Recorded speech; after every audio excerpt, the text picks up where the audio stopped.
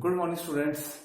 तो आज हम बात करेंगे स्ट्रक्चर ऑफ एंथर के बारे में कि एंथर का स्ट्रक्चर क्या होता है। हमने लास्ट वीडियो के अंदर डिस्कस किया था माइक्रोस्पोरोजेनेसिस के बारे में। अब हम बात करेंगे और हमने माइक्रोस्पोरोजेनेसिस के अंदर ये पढ़ा था कि एंथर की वॉल कैसे डेवलप करती है। और जब एंथर की वॉल डेवलप करती है तो क्या होता है, एक एंथर की कंप्लीट एंथर का जो स्ट्रक्चर है वो पूरा बन जाता है माइक्रोस्पोरोजेनेसिस के दौरान। बट अब हमें देखना है स्ट्रक्चर ऑफ यंग एंथर क्या होता है। आप देख सकते हैं कि ये डायग्राम जो है आपका एनसीईआरटी में भी दिया है और यहाँ पे देख सकते हैं कि स्ट्रक्चर ऑफ एंथर जो है आपका टोटल, इसके अंदर टोटल 4 लेयर्स होती है, जैसे कि हमने 4 लेयर्स डिस्कस की थी। अब यहाँ पे देख सकते हैं हमने एक एरिया को यहाँ पे जूम किया है, इस एंथर के डायग्राम को हमने यहाँ पे जूम इन किया है। तो हम देख सकते हैं यहाँ पे पहली लेयर कौन सी होती है, एपिडर्मिस। सेकेंड लेयर होती है एंडोथीशियम, थर्ड लेयर होती है मिडिल लेयर और फोर्थ लेयर होती है टेप्टम। ठीक है, तो सबसे पहले जो लेयर होती है एंथर की, तो this is the young anther. Basically young anther has 4 layers basically, और this 4 layers, first layer is epidermis. So young anther has basically 4 pollen sac. It has 4 pollen sac.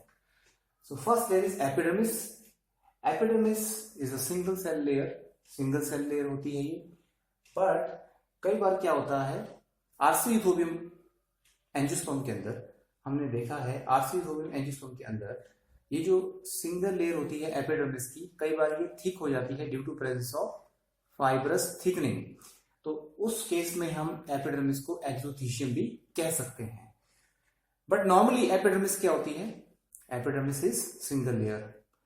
Now second layer is endothecium. तो आप देख सकते हैं कि endothecium की जो cell है काफी बड़ी होती है, ये देख रहे हैं आप इधर। तो हम ये क्लोज व्यू ले रहे हैं इस एरिया का, एंथर का यहाँ पे, और हम देख सकते हैं यहाँ पे एंडोथीशियम की जो लेयर है, एंडोथीशियम की जो आउटर मोस्ट लेयर होती है, आउटर जो वॉल होती है वो क्या होती है, थिन होती है। आप देख सकते हैं हमने यहाँ लिखा है outer wall is thin. But जो एंडोथीशियम की जो इनर लेयर होती है, इनर लेयर के अंदर एक तो कैलोस बैंड मिलता है आपको, दूसरा अल्फा सेलुलोज फाइबर की थिकनिंग मिलती है। मैं फिर से रिपीट कर देता हूं, यहाँ पे 2 तरह की थिकनिंग मिलती है इनर वॉल में, कैलोस बैंड की thickening plus alpha cellulose fibre की थिकनिंग मिलती है। तो इसी वजह से एंडोथीशियम को हम फाइब्रस लेयर भी कहते हैं। तो ये जो फाइब्रस थिकनिंग इनर वॉल पे होती है, इनर वॉल और रेडियल वॉल पे होती है एक्चुअल में एंडोथीशियम के। तो ये जो फाइब्रस थिकनिंग होती है, ये फाइब्रस थिकनिंग करती क्या है, this fibrous thickening help in it help in the absorption of water because this fibrous thickening is hygroscopic in nature. ये hygroscopic in nature में होती है, तो ये पानी एब्जॉर्ब करती है। ठीक है, और इसी की वजह से एंथर का डेहिसेंस भी होता है। हम पढ़ेंगे यहाँ पे, हमने देखा है, हमने टॉपिक और भी पढ़ेंगे डेहिसेंस ऑफ एंथर कैसे होता है। तो हम यहाँ पे देख सकते हैं कि मिडिल लेयर जो है, तो ये मिडिल लेयर जो हमारे, this is our third layer, that is middle layer. तो मिडिल लेयर जो है, यहाँ पे हमारी थर्ड लेयर है मिडिल लेयर, और थर्ड लेयर जो है आप देख सकते हैं कि ये 3 to 4 सेल थिक होती है, और 3 to 4 सेल ये जो थिक लेयर होती है मिडिल लेयर, ये बेसिकली क्या करती है, ये फूड स्टोर करती है। Middle layer is basically made up of parenchymatous cell and it is parenchymatous basically, and it store the food and it provide to tapetum. ये अपना सारा खाना किसको देती है, टेप्टम को देती है। टेप्टम इससे एब्जॉर्ब कर लेती है बेसिकली। तो मिडिल लेयर जो है आप देख सकते हैं यहाँ पे, वो 3 to 4 सेल लेयर होती है, और वो खाना एब्जॉर्ब करके किसको देती है, टेप्टम को देती है। और it is ephemeral in nature. Basically इसकी जो लाइफ स्पैन है वो बहुत कम होती है, और ये मैच्योर एंथर के अंदर ये जो लेयर होती है ये एब्सेंट होती है। आप देख सकते हैं ये यंग एंथर है और ये एक मैच्योर एंथर है। इस मैच्योर एंथर के अंदर मिडिल लेयर नहीं होती, और मिडिल लेयर कुछ प्लांट्स के अंदर नहीं भी होती है। मिडिल लेयर कुछ प्लांट्स के अंदर नहीं होती है, जैसे कि हम देख सकते हैं नाजाडेसी फैमिली अगर हम बात करें, लेमनेसी फैमिली के अंदर अगर हम बात करें, वॉल्फिया के अंदर अगर हम बात करें, तो मिडिल लेयर एब्सेंट ही होती है, शुरू से ही नहीं होती उनके अंदर।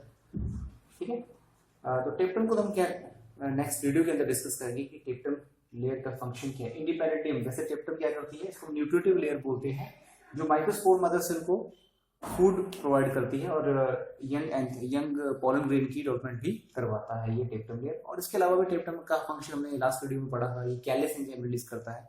सो tapetum layer has many functions, इसके ऊपर हम एक अलग से लेक्चर रखेंगे। बट बिफोर दैट हमें एंडोथीशियम की जो लेयर है इसके बारे में और भी जानना है। एंडोथीशियम लेयर जैसे मैंने आपको बताया ये किस में हेल्प करती है, डाइसेंस ऑफ एंथर के अंदर। तो एंडोथीशियम जो होती है आप देख सकते हैं यहाँ पे, इसके अंदर क्या होती है, फाइब्रस थिकनिंग। सिर्फ एक पॉइंट पे फाइब्रस थिकनिंग नहीं होती, आप देख सकते हैं यहाँ पे एंडोथीशियम के अंदर इनर वॉल में फाइब्रस थिकनिंग नहीं है। तो इसका मतलब क्या है कि यही वो पॉइंट होता है जहां से डाइसेंस एंथर में होती है। तो इस पॉइंट को हम क्या बोलते हैं, स्टोमियम बोलते हैं। आप देख सकते हैं इस पॉइंट को भी हम स्टोमियम बोलते हैं। अब यहाँ देख सकते हैं ये मैच्योर एंथर है, ये मैच्योर एंथर डाइसेंस कर चुका है यहाँ पे, और इसमें ये पॉइंट क्या है, स्टोमियम है। तो हमें पहले ये समझना है डाइसेंस ऑफ एंथर कब होती है। डाइसेंस ऑफ एंथर जब होती है, जो एंथर मैच्योर, पहले तो हमें ये समझना है मैच्योर एंथर क्या होता है।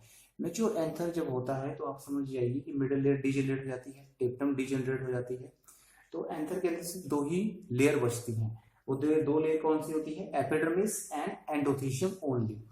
और आप यहाँ देख रहे हैं, जैसे स्ट्रक्चर में आप देख रहे हैं, एक मैच्योर एंथर के अंदर सिर्फ दो पोलन सैक बच जाते हैं। आप देख सकते हैं यहाँ पे दो पोलन सैक हैं, और दो यहाँ पे जो पोलन सैक थे, यहाँ पे जो दो पोलन सैक थे वो ऑलरेडी बर्स्ट कर चुके हैं। तो मैच्योर एंथर के अंदर 2 लेयर्स होती हैं और सिर्फ 2 ही पोलन सैक होते हैं, जबकि यंग एंथर के अंदर 4 पोलन सैक होते हैं और 4 लेयर होती है। This is the basic difference between the mature anther and young anther.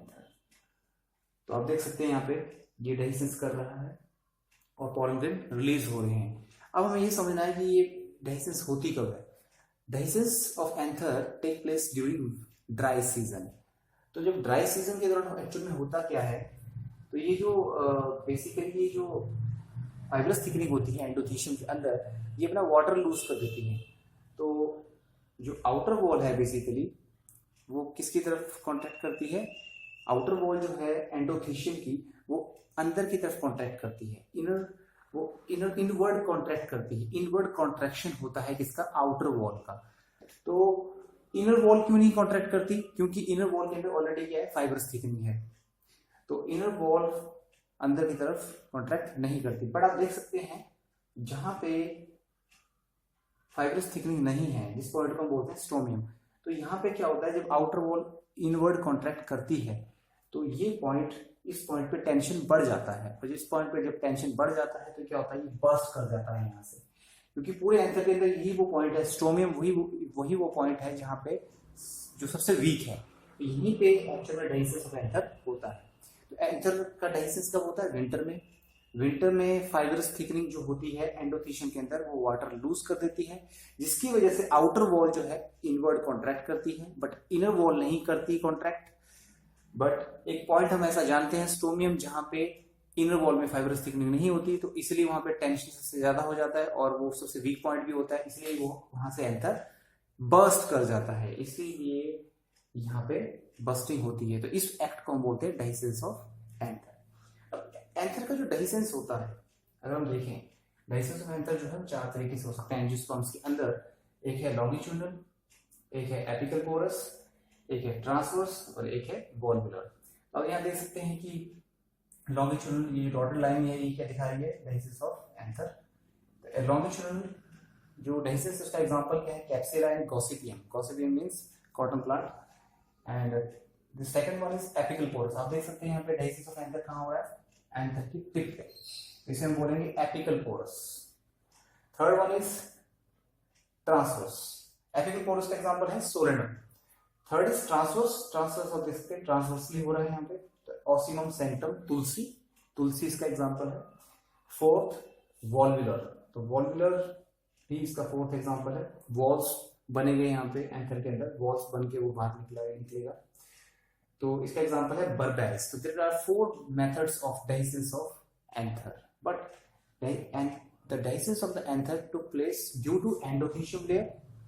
What is the role of endothelium? Endothelium layer has a fibrous thickening of callus band and cellulose fiber. Due to this, hygroscopic movement occur during dry season, and that's why bursting of the anther took place at stomium point. And इस video में हमें देखने को एक और चीज मिलेगी, एक यंग एंथर और मैच्योर एंथर के बीच में बेसिक डिफरेंस क्या है। यंग एंथर के अंदर 4 पोलन सैक होते हैं, 4 लेयर्स होती हैं, बट एक मैच्योर एंथर के अंदर 2 पोलन सैक होते हैं और 2 लेयर होती हैं। 2 लेयर कौन सी होती हैं, एपिडर्मिस और एंडोथीशियम। तो आपको ये वीडियो कैसी लगी हमारे चैनल को सब्सक्राइब कीजिएगा, बेल आइकन जरूर बजाइएगा। Thank you very much.